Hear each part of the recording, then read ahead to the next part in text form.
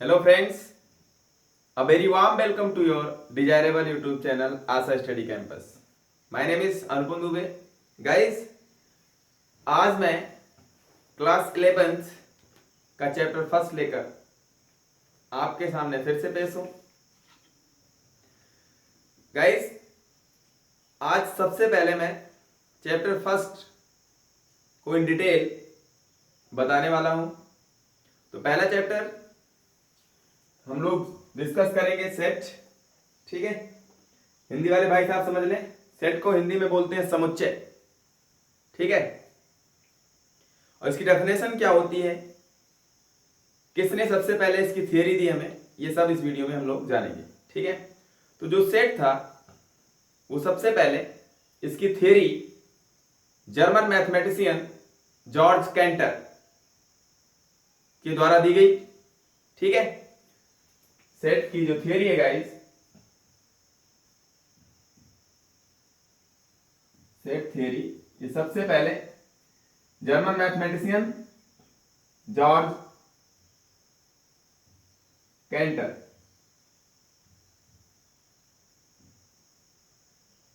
ने सबसे पहले बताया इसके बारे में। ठीक है गाइस, उसके बाद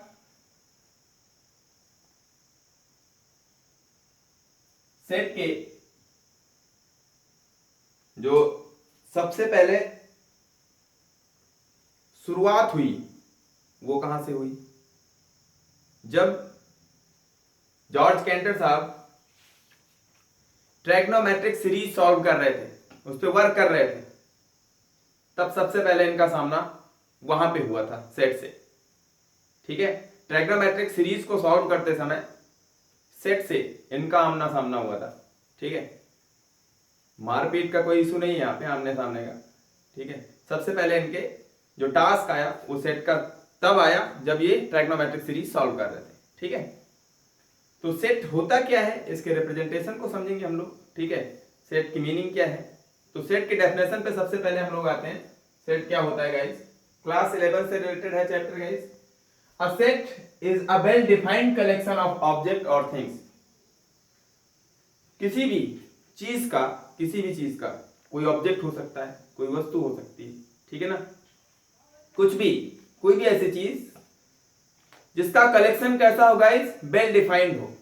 वेल डिफाइंड का मतलब सुपरिभाषित हो, अच्छे से क्लियर हो कि वो वही ऑब्जेक्ट है, तो उसके कलेक्शन को हम लोग क्या बोलते हैं गाइस, सेट बोल देते हैं।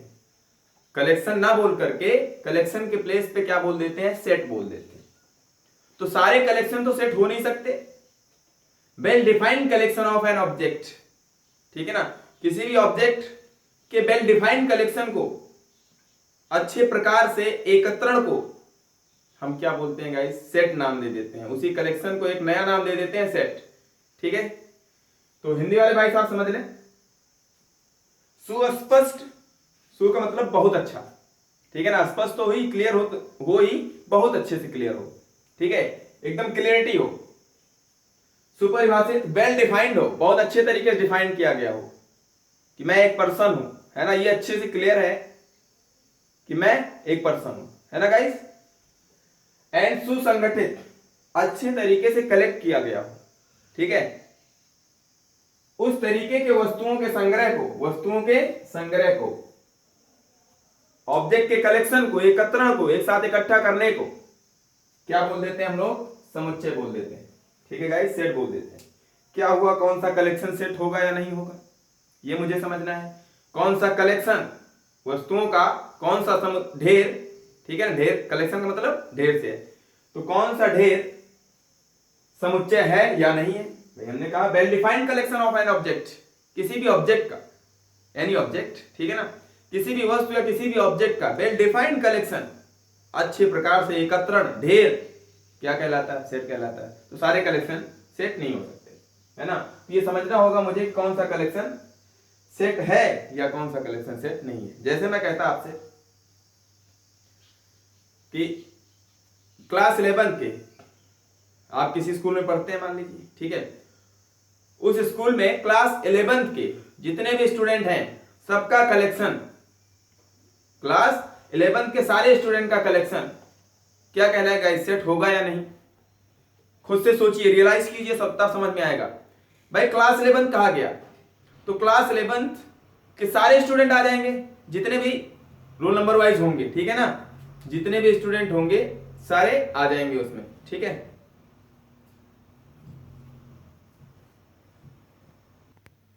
तो गाइस क्लास 11 के जितने भी स्टूडेंट हैं वो फिक्स हैं। मैंने मान लिया कि आपके क्लास में, क्लास 11 में 50 स्टूडेंट हैं, ठीक है, तो 50 तो फिक्स है। क्लियर है कि 50 में सबकी नेमिंग हुई होगी, ठीक है ना, कि फर्स्ट नंबर पे कोई है, राम है, श्याम है, घनश्याम है, एंड सो ऑन, 50 तक सारे स्टूडेंट के नेम होंगे, ठीक है ना, उनकी डेट ऑफ बर्थ या फिर कह लो कुछ भी, कुछ ना कुछ रेफरेंस होगा ही, ठीक है। तो वेल डिफाइंड है ये, ठीक है ना, अच्छे से क्लियर है कि 50 स्टूडेंट हैं, ठीक है ना। तो ये कलेक्शन क्लास 11 के स्टूडेंट का क्या कहलाएगा, सेट, ठीक है गाइस। एग्जांपल, a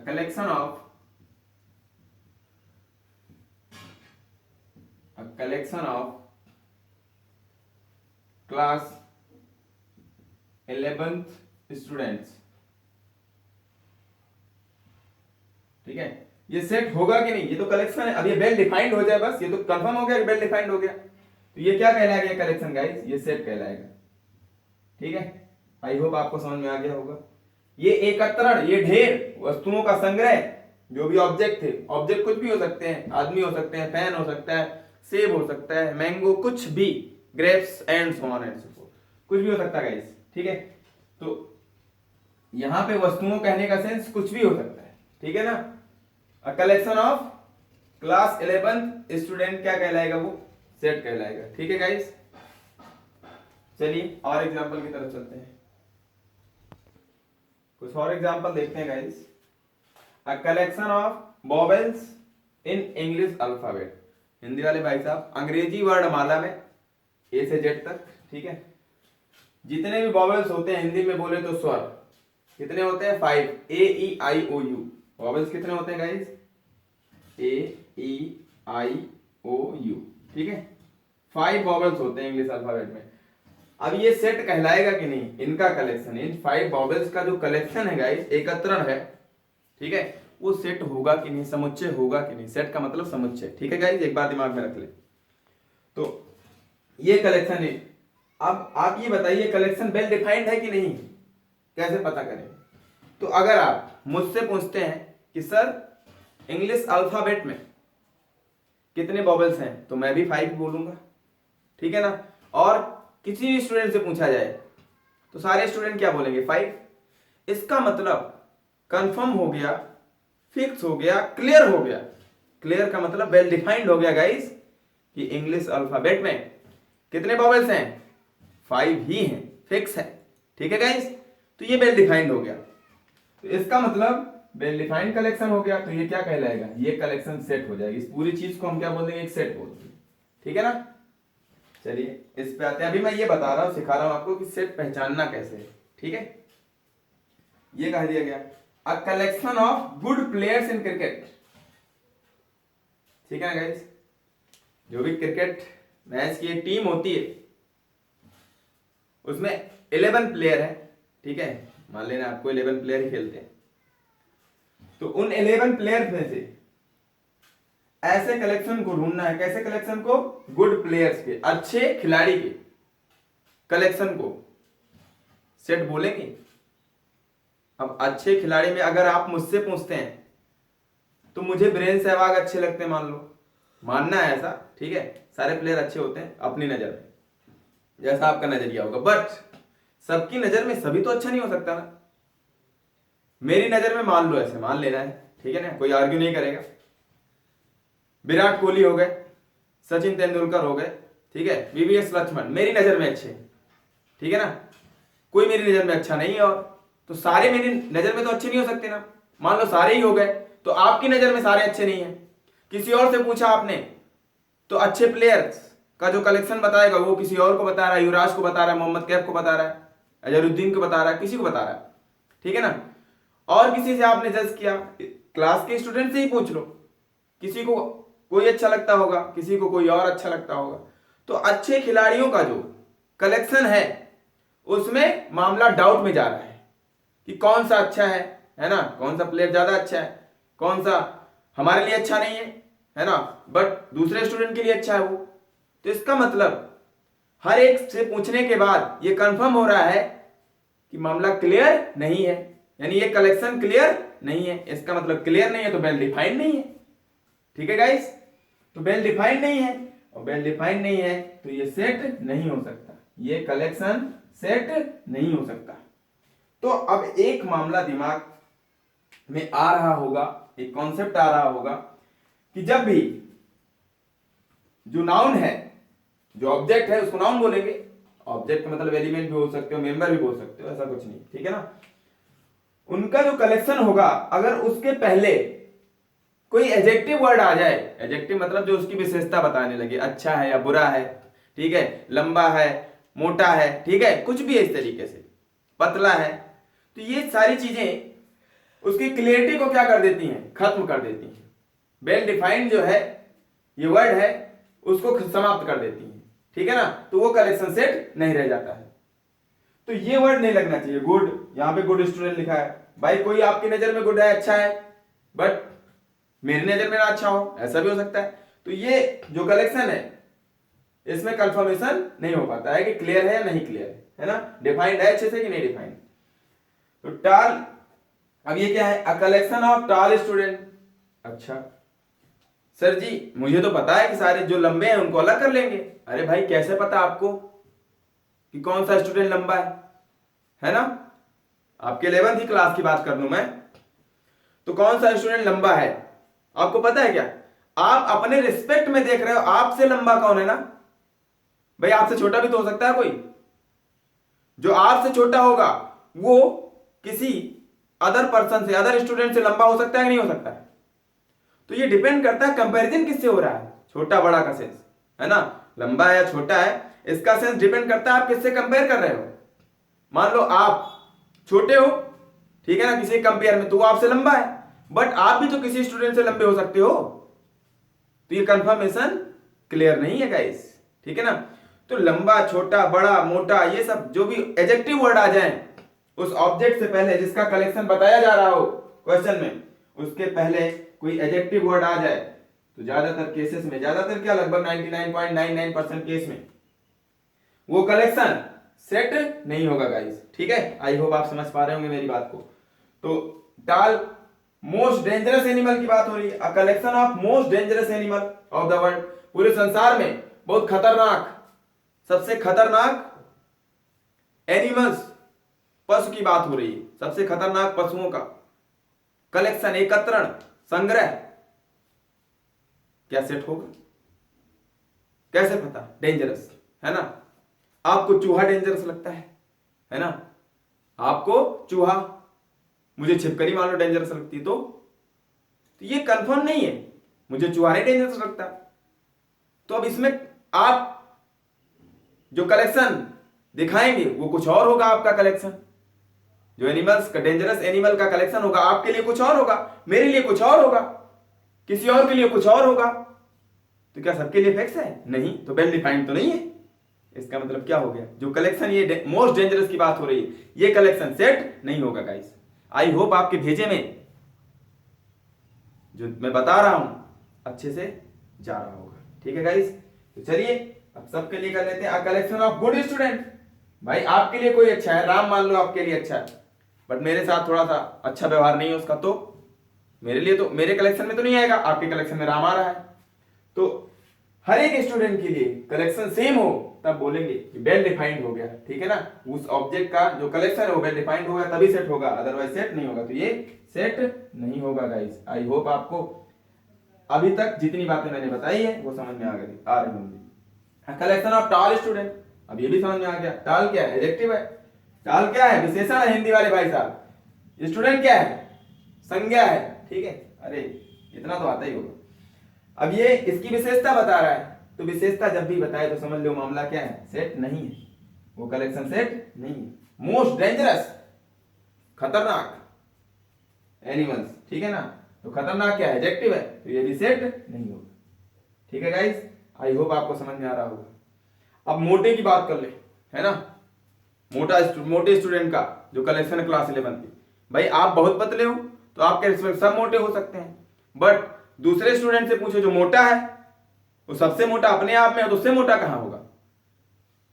तो उसके लिए जो कलेक्शन होगा मोटे स्टूडेंट का वो कुछ और होगा, आपके लिए कुछ और होगा। आपके जो कलेक्शन होंगे उसमें कुछ स्टूडेंट आ रहे होंगे, उसके कलेक्शन में कोई स्टूडेंट नहीं आ रहा होगा, क्योंकि उससे मोटा तो कोई है ही नहीं, तो कलेक्शन अलग अलग हो गया, डिफाइन नहीं हुआ, वेल डिफाइंड तो नहीं है ना। अलग अलग के लिए अलग अलग तरीके से डिफाइंड हो रहा है, तो वेल डिफाइंड नहीं, अच्छे तरीके से डिफाइंड नहीं, एक ही तरीके से डिफाइंड नहीं है, तो इसका मतलब क्या है? सेट नहीं होगा। आई होप आप समझ पा रहे होंगे। तो ये था सेट का ब्रीफ डिस्कशन और खतरनाक डिस्कशन। ठीक है गाइस, चलिए अब नेक्स्ट टॉपिक की तरफ चलते हैं। तो गाइस अब एक्सरसाइज 1.1 पहली एक्सरसाइज, डायरेक्ट एक्सरसाइज में मैं नहीं आ रहा हूं, बट जितना अभी तक मैंने बताया सेट को पहचानने का तरीका, अब आपको उन कलेक्शंस को देखना है कि सेट है कि नहीं। तो एक्सरसाइज 1.1 में पहले क्वेश्चन में 9 क्वेश्चन दिख रहे होंगे, हिंदी वाले भाई साहब अपनी बुक में देख लें, अगर नहीं है बुक अभी इस लॉकडाउन के समय में, तब मैं इन हिंदी में भी डिस्कस करूंगा इस बात को, ठीक है ना। और जिन भाई साहब के पास है तो कोई इशू नहीं। तो 1.1 के पहले क्वेश्चन में 9 पार्ट है। पहला पार्ट, अभी सभी में आपको क्या करना है, पहचानना है कि जो कलेक्शन मैंने लिखा है ये कलेक्शन सेट है कि नहीं, ये संग्रह वस्तुओं का समुच्चय है कि नहीं, हिंदी वाले भाई साहब। चलिए, तो पहला है the collection of all the months, English वाले भाई साहब समझ लें, of a year beginning with the letter J. Hindi वाले भाई साहब समझे कि किसी भी वर्ष में उन सभी महीनों का संग्रह है जो कहां से प्रारंभ होता हो, जे से। ठीक है, तो टोटल कितने मंथ होते हैं? 12। तो यह भी तो फिक्स है पहली बात तो, बट जे से जो स्टार्ट हो उनको काउंट करो, तो जनवरी हो गया। ठीक है गाइस, फरवरी, मार्च, अप्रैल, मई, जून, जनवरी, जून हो गया। ठीक है, 2 हो गए भाई। आपके लिए जनवरी होगा, जून होगा, जुलाई होगा,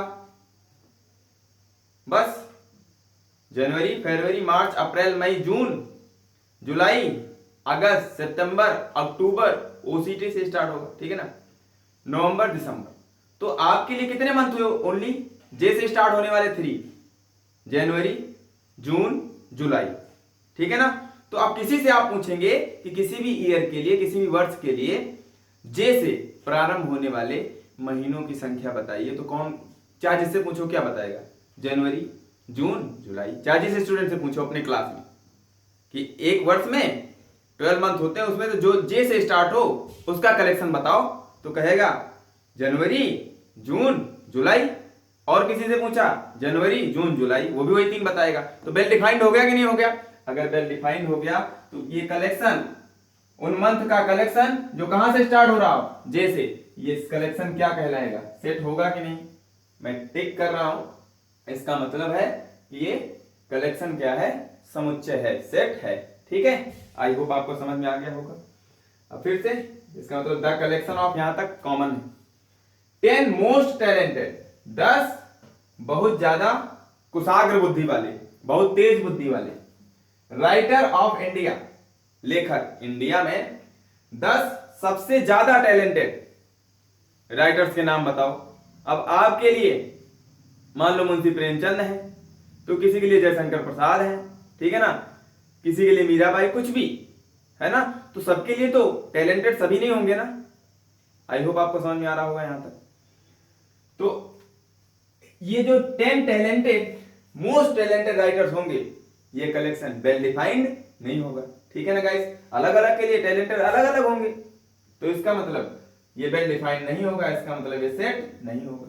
ठीक है गाइस, आगे बढ़ते हैं।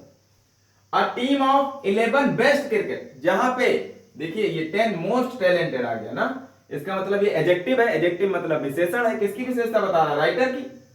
तो मैंने बताया था जिसमें विशेषता वाला मामला आ जाए वो सेट नहीं होता है।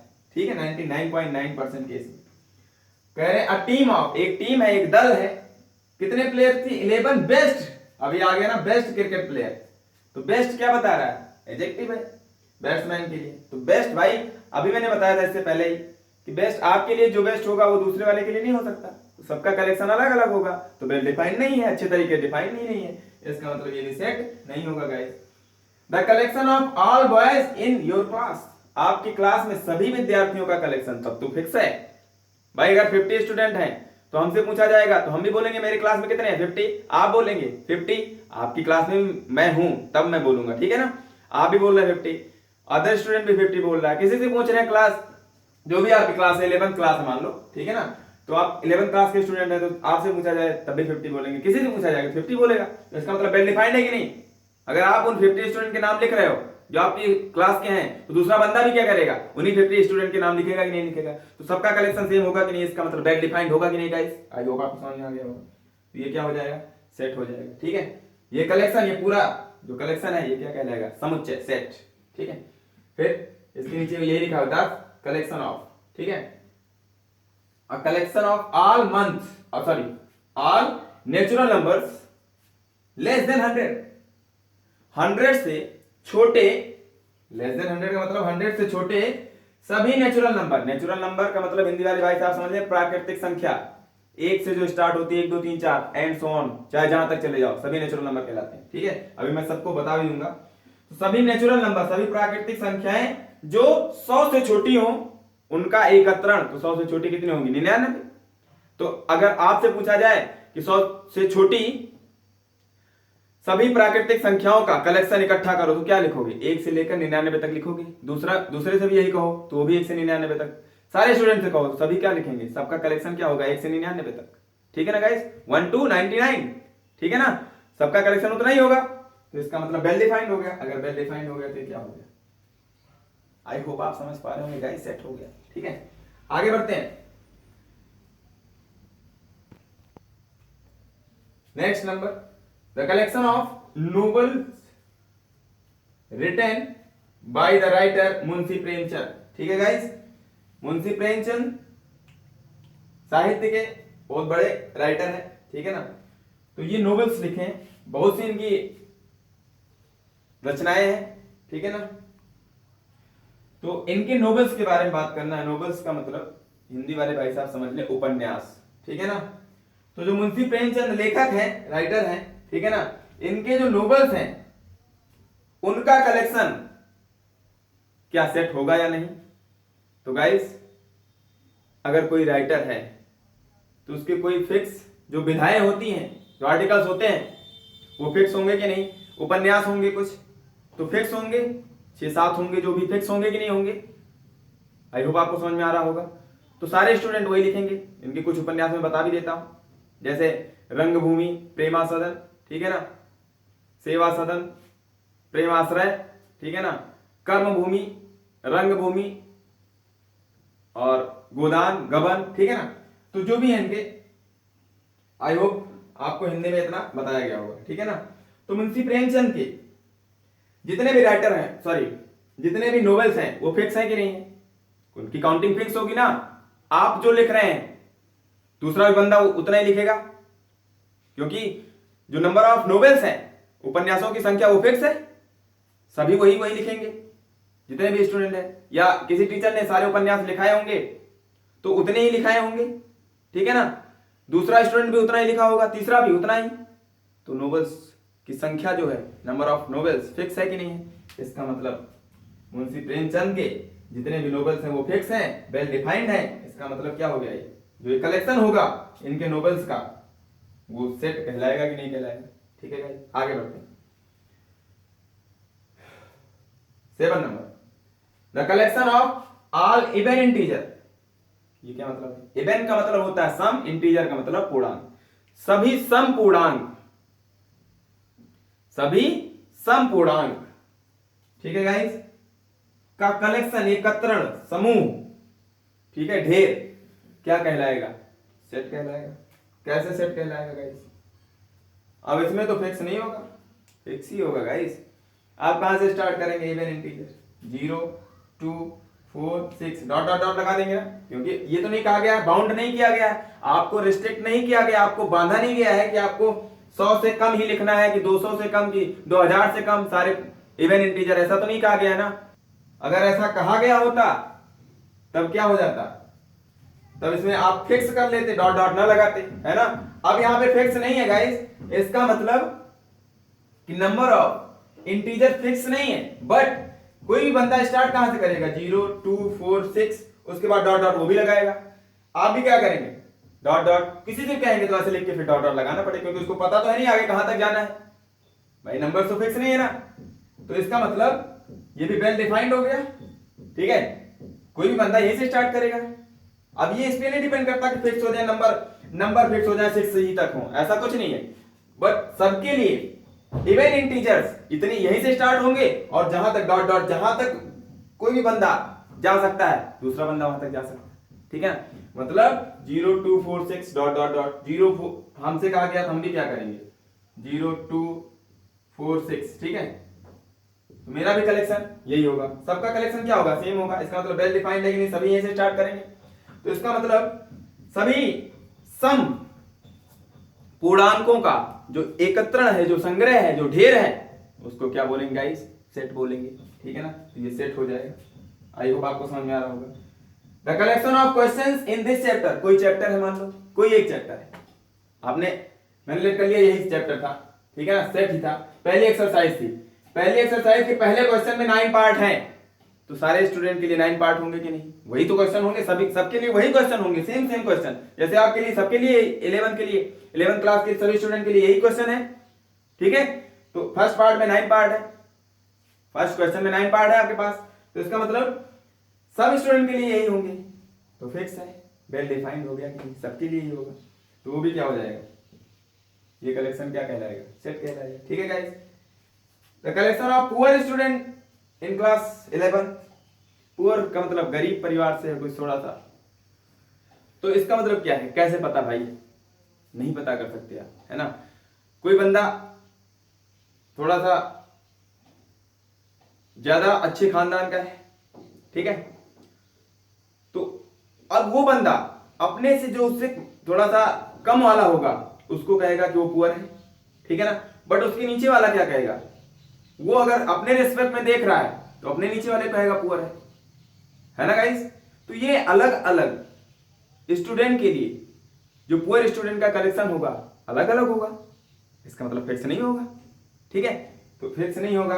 अब वैसे ही मैंने बताया था कि पुअर कुछ भी लग जाए, ये क्या है, एडजेक्टिव है, एडजेक्टिव मतलब विशेषण है, किसकी विशेषता बता रहा है, स्टूडेंट की, तो वैसे ही क्या हो गया, सेट नहीं होगा। आई होप आपको समझ में आ गया, ठीक है गाइस। तो यहां तक आपको अच्छे समझ में आ गया होगा गाइस। तो अब इतना तो आप समझ पाएंगे कि कोई कलेक्शन सेट है या नहीं है, ठीक है ना। अब अगर ये पहचानना आ गया है तो नेक्स्ट वीडियो में मैं फिर से हाजिर होऊंगा आपकी सेवा में, और फिर से गपशप करेंगे, ठीक है। और अगले लेक्चर में मैं आपको फिर बताऊंगा रिप्रेजेंटेशन ऑफ सेट, फिर आगे की बातें डिस्कस करूंगा, ठीक है, किस तरीके से रिप्रेजेंटेशन होता है। तो आज के लिए इतना ही, नेक्स्ट वीडियो में फिर से मिलेगा आपका दोस्त। और आपसे एक हम्बल रिक्वेस्ट है गाइस कि अगर आपको सेशन अच्छा लगता है, कंटेंट अच्छा लगता है, जोर जबरदस्ती का कोई सवाल नहीं गाइस, अगर कंटेंट अच्छा लगता है तो आप और भी बच्चों के फायदे के बारे में सोचिए, ठीक है ना, जिससे और भी स्टूडेंट को फायदा हो सके। भटकने से अच्छा है कि आशा स्टडी कैंपस के साथ जुड़े रहिए और ऐसे ही अच्छे कॉन्सेप्ट सीखते रहिए, ठीक है गाइस। तो मेरे या आप अपने प्यारे यूट्यूब चैनल आशा स्टडी कैंपस को ज़्यादा से ज़्यादा शेयर कीजिए, ठीक है। इसी हम्बल रिक्वेस्ट के साथ आपका दोस्त आज की क्लास से अलविदा चाहता है। Thanks for watching, take care, bye bye.